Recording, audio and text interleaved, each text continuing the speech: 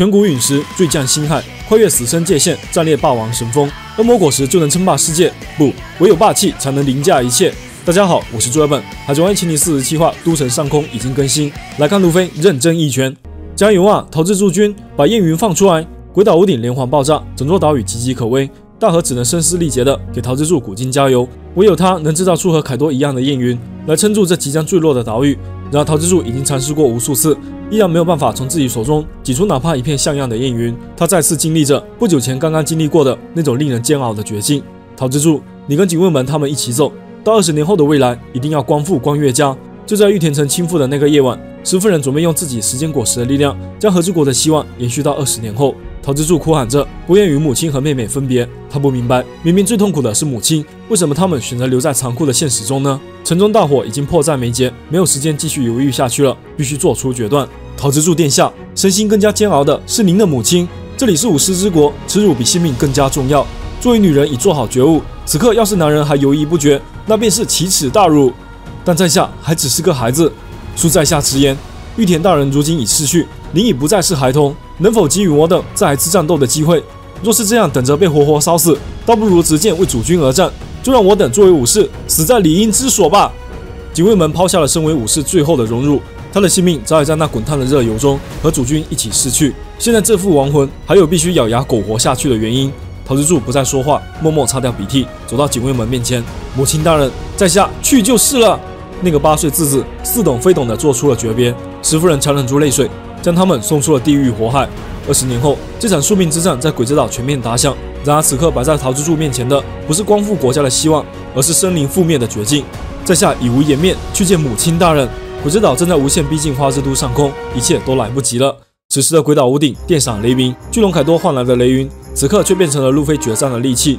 竟然还能抓住雷电，别胡闹了！路飞一声大喝，全力支出，奔涌雷霆化作电光飞剑，朝着魔龙凯多当头劈下。这一记橡胶雷，尽情宣泄无挡无边无际的想象之力。但凯多也绝不会坐以待毙，纵身一跃避开雷击，反身已经杀到路飞面前。你喜欢乱来，我随便你。但是凯多发动奇袭，抡起八灾戒，朝着半空中的路飞暴轰而去。只听见一声惊天迸裂，霸王狂雷撕碎夜空。路飞还没有反应过来，已经被魔龙重锤打飞。又是一道闪电径直劈下，半空中的路飞趁势抓住，无形能量瞬间变成了橡胶弹簧，积聚成一道反击之力，将路飞急速弹向凯多。然而凯多似乎根本不在乎路飞的攻势，在他看来，再多的花样也不过是徒劳。路飞的雷霆冲击轰至面前，凯多只是缓缓挥起八灾戒，能力并不能称霸世界。魔龙咆哮，跃出天际，一个瞬身避开攻击，反手又是一记重锤，朝着路飞脑袋暴轰而下。怪力直接将草帽小子砸成无脸男。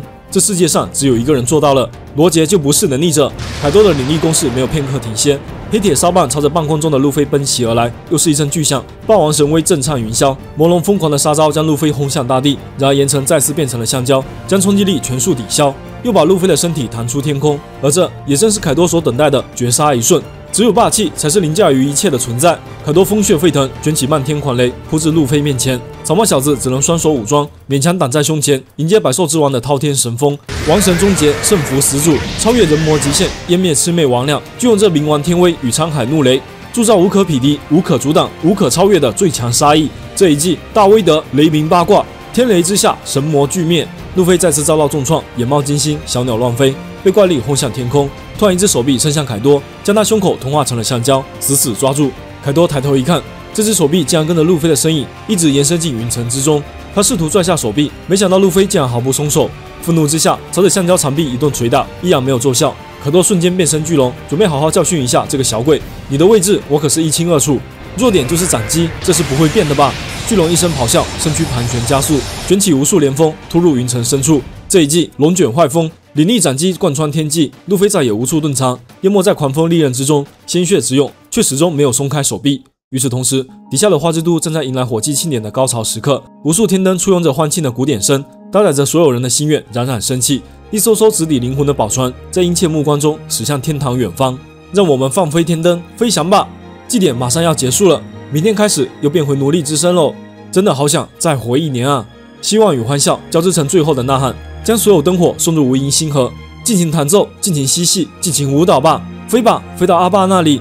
点点萤火汇聚成灿烂光芒，穿透漫天夜幕，照亮国都上空。就在那天际的另一端，鬼之岛裹挟着层层央云，如同灾厄惶惶而至。松手，赶紧给我下来！草帽！路飞死死抓住凯多，再次将巨龙激怒，又是一记强烈热息轰穿雷云，将路飞直接炸成黑炭。草帽小子咬紧牙关，正在积蓄着终极大招。大宴会厅内，即便岛屿已经支撑不了多久，武士与海贼们依然激战着，无休无止。霸王狼老大，您还好吧？鬼岛好像就快要坠落了。听到这样的消息，霸王狼却十分兴奋，这就意味着凯多已经被逼入绝境了。你们觉得哪种结局更好？是草帽小子战胜了凯多，然后我们全部掉下去摔死，还是说凯多获胜，而我们继续活下去？武士们听完，不约而同地大笑起来。这样的选择题，他们早就有了答案。什么啊？原来是问这个。我在白武还有孩子，我的老婆在林后。要是我们获胜了，他们就能开开心心地活下去了，值得庆祝啊！今后一定会成为一个很棒的国家。只要这个国家能重获新生，人们能拾回欢笑，那么此时此刻所挥洒的热血，燃烧殆尽的武士之魂，都将一直守护着这片土地，隽永不朽。武士们早已做出了选择。草帽大哥，把凯多狠狠地击垮吧！武士们用最热烈的呼喊为屋顶的路飞鼓劲助威。这群武士疯了吗？那样的话，这里所有人都要死，那又如何？不是很好吗？城堡地下，乌索普和哈姆雷特正在火海中狂奔。我不想死，我还不想死啊！怎么能就这么死掉？无论如何，我都要活下去。绝境中的大神突然被身后的巨大水流冲跑，警卫们和小菊也一起得救了。城堡2楼宝物间内，由于刚刚鬼岛的震动，禁锢大蛇力量的海楼石钉子掉落，邪恶的将军挣脱出火海废墟，向日和步步紧逼。混账东西！至少我黄泉路上也有个伴了，看见了吗？玉田，我要你的女儿跟我一起陪葬！